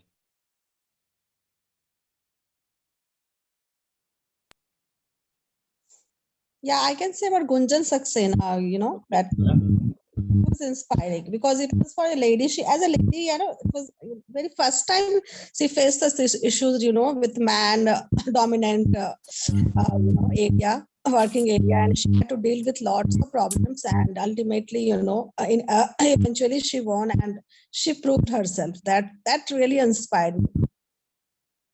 Nice, Gunjan Saxena, yeah, and I think Pankaj Tripathi also did a great job in the movie. Yes, incredible father. Yeah, such an understanding father. Yeah. Can I add on? Anybody else? Any movie which is great? Yeah, please. Yeah. So basically, what I watched was a Tamil movie. It's actress Surya's Surarai Potri and Jai Bhim. Yeah. So these two movies has given me a lot of insight on how people two different versions. When it comes to Surarai Potri as a pilot, and what are the things he has come across to launch a Deccan. So few things which made me to realize the emotions what a person will undergo to achieve his dreams. That was one thing. And when you watch another movie called Jai Bhim, and how the scheduled caste people, how scheduled tribe people are being treated up, and where the society was being placed, let's take 3 decades before, and how the society has to be considered the people of tribes right now. So there are lots of insight which this movie brought me a lot of changes within myself, that I could say that. So I'm not sure how many have been watched this, but this gives a lot of insight when you watch. Yeah, just to add to what Savita ma'am said, these two movies, I also saw the movies. So the first movie is about the Air Deccan story, which is very interesting, very inspirational. It's about one man's fight against the entire system, in a way, even at 15,000 feet.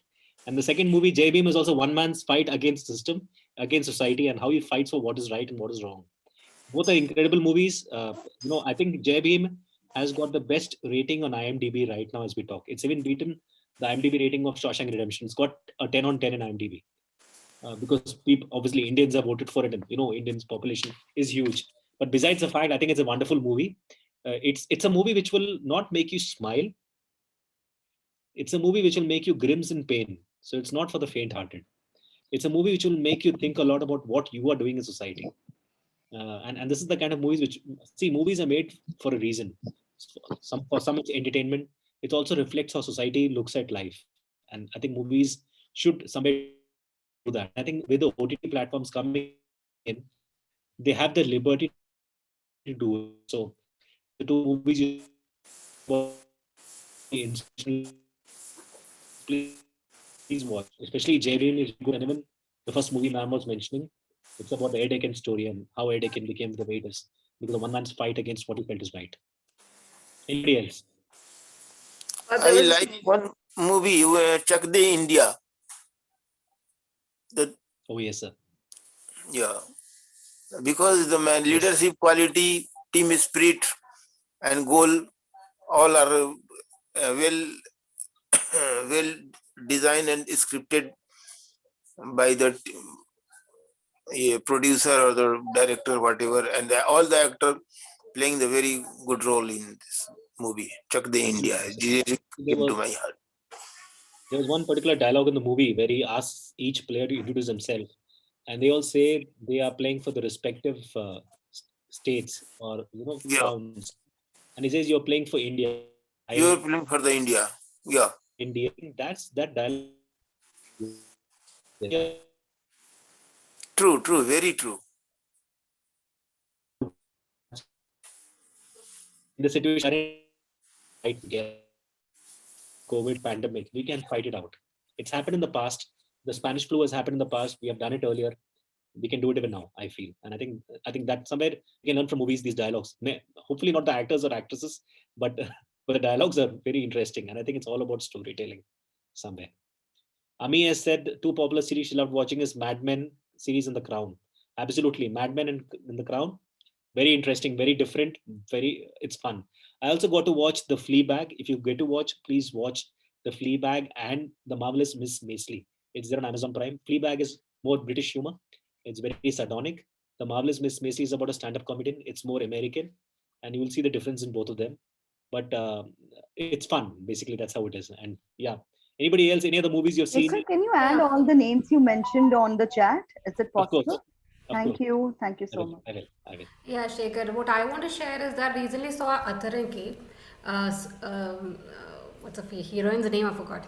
Okay. The reason I saw it because their storytelling is. It's about hallucinations and yeah. But the way they have put the story, a person who is suffering it will definitely, go ahead and talk about it. That's a impact the movie has given. That taking that, that stigma of taking medication for certain problem, facing it. So that movie really, that's a way you had a story tell. So that was something you can put forward. And I think if this movie you're talking about, Atrangi Ray, if you notice anything which A. Rahman actually works on, if you notice, not as a musician, as a movie, it's always very different. Yeah, correct. He's given the music for this film. The music for this film is very good. Yes. This movie has got mixed reviews also. A lot of people have liked it and hated it also. Yeah, the Tamil version is better than Hindi. I like the Tamil version because, I don't know, somehow the conversation and is better, I think. But Hindi, the music, I don't know, somewhere there's a mismatch. So, absolutely. Yeah. Thank you. Anybody else? Rahil has said he's moving on. Yeah, me. Yeah, go for it. Yeah.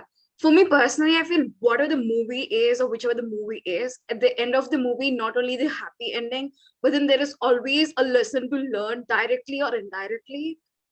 And I came across this movie called Secret Superstar, a movie on a teenager who herself is a singer and how she got out her family from a restricted typical family, and how she stood out to be the topmost singer. So this is a movie on a teenager, so it's kind of interesting.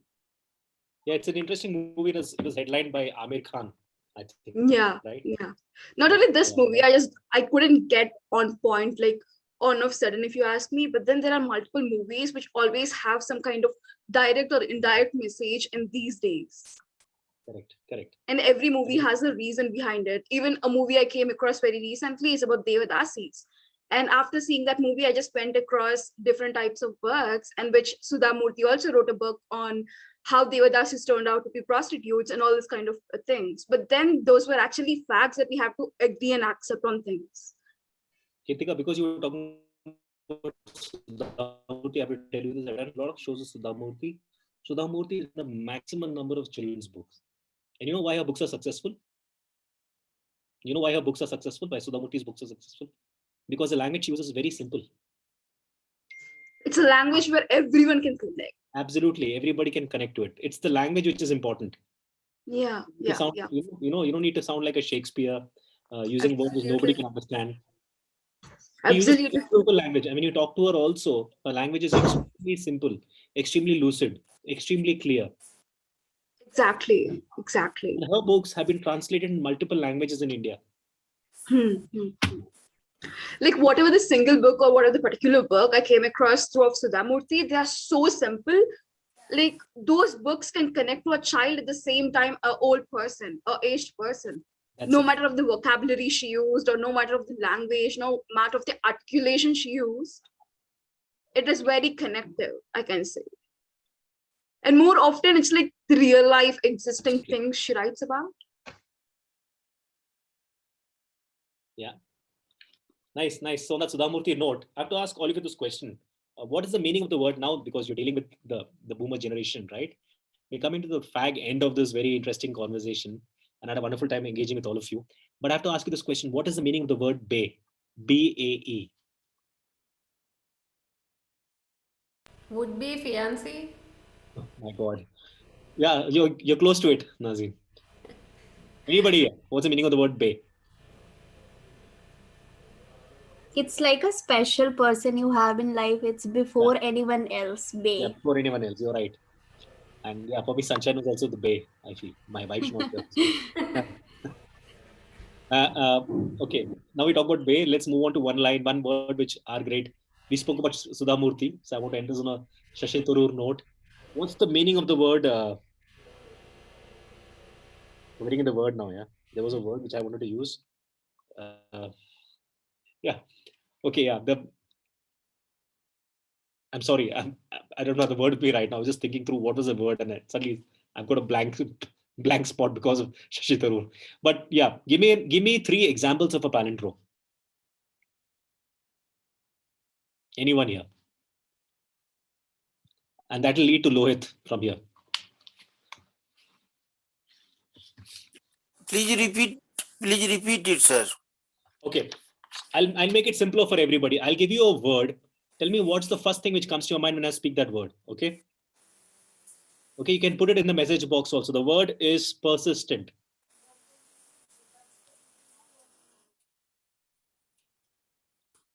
When I say persistent, what's the first word which comes to your mind? You can put in the message box.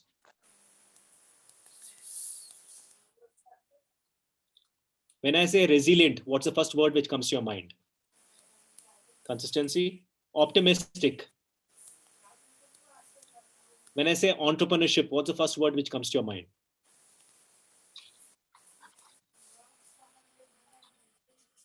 Okay, when I say mentoring, what's the word which comes to your mind? When I say vision, what is the word which comes to your mind? Superb. Now, one quote which all of you live by. Is there a quote which keeps you up? Which you look at and say, this is my quote. Yeah, Kirtika, what's your quote? Prioritize what is important. Prioritize what is important, but not what is urgent. Nice. Yeah. Makes you think. Yeah, for me it is if not now, then when. Then when, right? If not now, then when? Yeah. Those emoticons on your virtual screen agree. Not now, then when? Yeah. Anybody else? Like live the life in the best possible manner you can. Nice. Ashish ji? So it's for time management. I always follow a quote: "Take care of minutes; hours will take care of themselves." Okay. Lovely. Anybody else? Suresh ji? One has to lead, then he wants to learn to lead. Absolutely. Superb. And I want to end this with saying that you don't win the silver, you lose the gold. And I want to end this with, I'm wearing this t-shirt which has got Bruce Lee in it, but I'm totally inspired by Sunshine, of course, and Muhammad Ali. And I feel Muhammad Ali was a champ not because of his victories, but because he was trained and disciplined in such a way that he would win at anything what he did, because he should love his game so much. And he was a change maker in the world of boxing. So there was an Amazon special which was done on Muhammad Ali, where they spoke to his competitors what they liked and hated about Muhammad Ali. So boxing is a sport where you're out to kill each other. Okay, let's be clear. None of his competitors said they hated Muhammad Ali. They liked Muhammad Ali because of the impact he created on his game in the world of boxing. So if you can create an impact in the world you're living in, I think you've done well for yourself. Thank you so much. What is your quote? What is your quote? My quote is: you don't win the silver, you lose the gold. Repeat again. It says, my quote is: you don't win the silver, you lose the gold. Okay. Sekharji, just connecting, in addition to your deliberation, and he's the person who was always saying, I am the winner, I am the best, I am the winner, I am the best. And that is the only case, where, absolutely, where his, willpower succeeded the skill. Their skill did not work. When he was getting a punch, he was falling down. It is one more time he has to get up. The time to get up is the willpower, not the skill set. So that's the beauty. I think it all boils down to positive affirmation, and he was known as poetry in motion. So when life gives you lemons, become Muhammad Ali, or you become Sunshine. Sir, from my side, you are ending up the session. From my side, thank you so much. A wonderful session. You coined many a golden words and nuggets today. Thank you so much. Now. Thank you. I echo Suresh sir's Thank you, Thank you so much. Thank you, everyone. Thank you, sir. So before we leave, Wonderful session. Thank you, sir. Thank you so much. Before we leave, I want each one of you to tell me what did you like about the session. We were more practical. Yeah. We were more practical and connective to each other. Every conversation was so generalized. Okay. Continuous flow of thoughts from your heart. It's directly connected to us. Yeah. Hard realities are explained with good number of examples. Yeah, reality. Mainly Hard honesty. life. Really, you have been quite successful in defending what you told us so far. Eh? Really, sir. Good examples. Good examples. And we all are resonate with you. Thank you. In your study. Thank you. Anyone else? Anybody else? Kirtika, you were telling. Sekharji, I had listened to you once. This is the second time I listening to you. You love so much your daughter. In today's deliberation, I have counted 5 times you have taken up your daughter's name. You connected to your story, connected to your topic. Then you pointed out the active listening that is needed by each one, every person. Then you said this sympathetic, apathetic leadership, and emotional intelligence. So many things you elaborated. And reading good book, writing the letter. Practically, I have not written any letter, so I was dumb. I was not replying to anything. So many good things, we put in the place. So nice of you. Once again, thank you very much. Thank you so much, Suresh. And you have the ability to make someone comfortable, and that's a very strong point of yours, I feel, Shekhar. You make everyone feel important. So that's a very good point. And I enjoyed the session. You raised some very important points which we can use in our daily life. and I like the people around, very friendly. So it felt like home. Thank you. Thank you so much. I think the credit goes to you because the way the warmth you created with your own emotions and your own examples, and it was very smooth flow, very warm.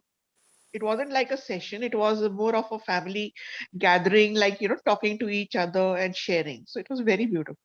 Thank you. Thank you, Deepa. That's Can I right. conclude, sir? Can I add on? Yeah, please, Savita, go for it. So what I have felt is like the things which we have forgotten, which we have dealt in a day-to-day life, that was being recalled. Like many an instant which you have pointed out made us to feel that, yeah, we have faced it, but we have just forgotten the day as the day passes on. So in those aspects, I felt like it was like something which is happening in my life, and you're just recalling it again and again and again. That kind of something, I felt some sort of magic which you kept on talking, and we kept on listening to you. That was very nice. I just like the way you have taken the session throughout. Thank you for it. Thank you, ma'am. Thank you so much. Yeah, every person feels this is my story. He is telling my story like that.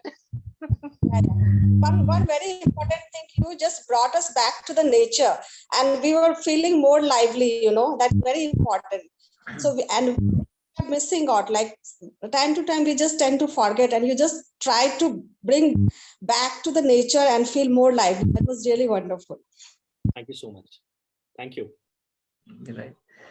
That's awesome, everyone. Thank you so much, Shekhar. And it was like, reality check that we were doing from past 2 hours. And the common thing that I found, from past 2 hours is everyone spoke from their heart, and that made us to connect with each other.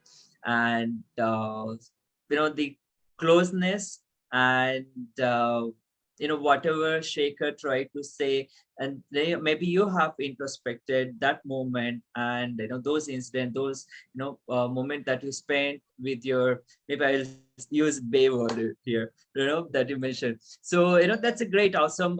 So I'm sure most of you have learned so many things from here, and whatever the small things that Shekhar shared with us from few hours now. Try to apply and be you. That's what I feel. That's what I normally I tend to share when I normally take any session anywhere. And lead your life in your own way, in your unique way, and share your wisdom with everyone, and have gratitude. Just add one flavor, so as a gratitude. And I would like to listen to Parvati ji also. Sorry, who is that? Deepa? Who's Yeah, Parvati? Vijayan? Yes, Okay, yes. Parvati Vijayan. Okay. Parvati Vijayan is my mom. Okay. She's been listening in. Yeah. Okay. She's there. Yeah, I just thought I would like to listen to her also, because such a lovely son she has. So sweet. Amma, you want to say something? No, don't tell me I didn't ask you. In front of 18 other people. Mommy, you can come on video.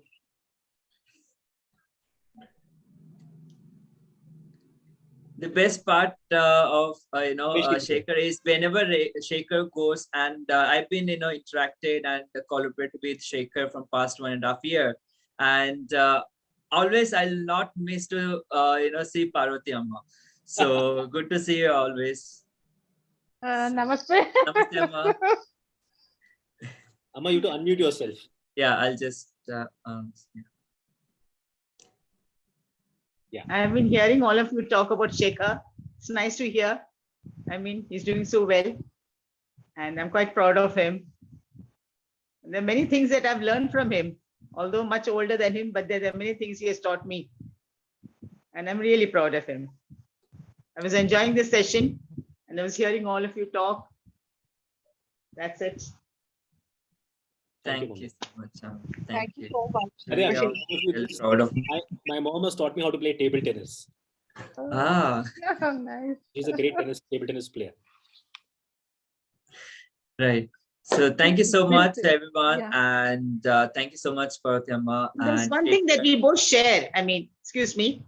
Yeah, I think that all say that we both smile the same way. I think, I don't know. how far that is true. But that's one thing we share, the smile. I'm your legal son, don't worry. I'm your legal son. मैं ही आपका हूँ. Yeah, our smile is the same. You're right. We have good teeth. Right. So try to, Shekhar is in Bangalore. So whoever is located in Bangalore, so please try to meet him. So he's a great person. And, you must, try to, visit him in person. So he'll able to learn so many things, and he's so friendly. So finally I got a chance to meet Shekhar last week. So it's been, I've been waiting for him to meet, and finally, so we got a chance to meet each other. So it's a great, time. And thank you so much, everyone, for being here today. And thank you so much, Shekhar. Excuse me, Lohit. Excuse me, Lohit. Yes. Okay. As in one by one, yeah. Okay. Before winding up, today's topic was on sunshine, and I knew something what was related to, and moreover the superpower. Shekhar made us all feel that there is a superpower within us, and we had to utilize it. So that reflection was made very clear. Thank you for the session, Shekhar. Thank you. And proud of your mom. അമ്മ പഠിപ്പിച്ച കാര്യങ്ങള് coaching കൊടുത്തതൊക്കെ Shekhar നല്ലോണം utilise ചെയ്യുന്നുണ്ട്. Thank you. No. There's many things which he has learned on himself. I give the credit to him. No. I've learned a lot from my mom. She's very sporting by nature, and Nice meeting you, Amma. Shekhar, yeah. Okay. Yeah, Kirtike wanted to share something. Well, you told we can connect to Shekhar whenever we want, but how should we connect to him is the question. Shekhar. How can we connect to him? I'm passing this ball to your coach, Shekhar, now. so I'll put my number in the group in the chat, and you can connect with me. I also have a website. You can connect with me through the website. So Shekhar Vision, if you just type, most of you might are in LinkedIn, and you just type Shekhar Vision, so you're able to connect, and I'll share his LinkedIn link. Or Shekhar, you can share, right? And no worries, I'm here. So most of you are connected in WhatsApp group in our alumni. So if you guys want to connect with any of our speaker or any of our IELTS trainers, so you just ping me in WhatsApp, and I'll be the mediator. So I'm no worries. I'll be feel free to connect with me, and I'll share their contact details so that you can connect with the person. All right. So with that, one last announcement that I would like to make is I'm looking forward to see everyone tomorrow at 7:30, and I'm sharing the link in the chat box. And tomorrow we have very interesting session is happening. That is speak up on very interesting topic. And we have one of our speaker is already here. He's none other than Suresh Mahapatraji, and we are talking about very interesting topic about leadership, how to elevate leadership with coaching mindset. You might be from generation Z or generation Y or the millennials. So how you can have leadership in you, how you can coach someone, how you can train someone on leadership having coaching mindset. So there's something that interesting coming to your way. And tomorrow 7:30, please register yourself, and see you tomorrow. Till then, be safe, have mindful dinner. Ta-da, bye-bye. Thank you. Bye, good night. Happy New Year all. Bye. Thank you so much. Thank you.